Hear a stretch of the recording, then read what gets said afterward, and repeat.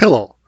One of the challenges in the process of selecting the right cable size connected in a daisy chain lies in determining the correct length to account for the voltage drop calculation of each cable in the chain.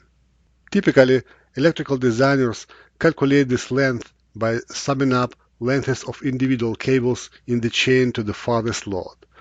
Also, designers account loading power considering the operating mode of all electrical loads in the power branch.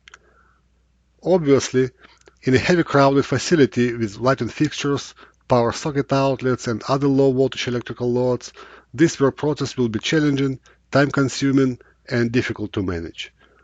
In this video, I will show a custom-made feature in Smart Electrical which enhances a user experience in the work process for sizing power cables connected in a daisy chain. This block diagram illustrates typical case scenarios where a voltage drop calculation accounts not the actual cable length, but the longest cables run from the feeding circuit along the way to the farthest located load. Also, the loading criteria must account the operating mode of all electrical loads in the feed branch. For example, in this case, you will need to sum up the length of all 4 cables in the chain and use it for voltage drop calculation, and then apply it for selecting a size of all these 4 cables.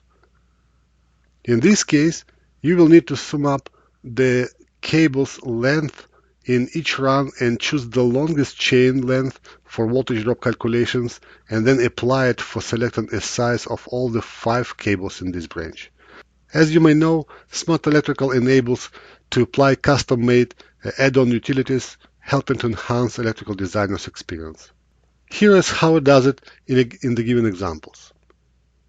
I assume that a data model of an electrical system has been created in Smart Electrical. Electrical load properties and actual cable length have been defined. First, calculate bus loading, which will summarize power of connected electrical loads per each feeder circuit considering the load's operating mode. Then I select the feeder, or I can select all feeders of the panel and run custom command. It will drill down across all the chains of the cable connections and identify the length of the longest cable's chain. It will then write the calculated length and loading power into the respective properties of all the cables in the current feeder.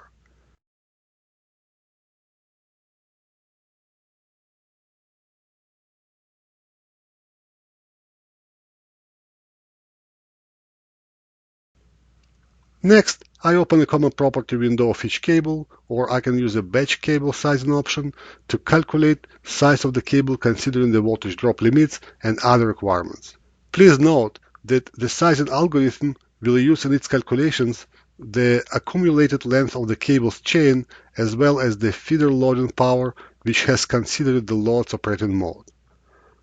All the details of the cable sizing calculations have been automatically recorded in the cable sizing report. The same approach will apply to any combination of power cables connected in a daisy chain. I hope you enjoyed this video. Thanks for watching and have a wonderful day.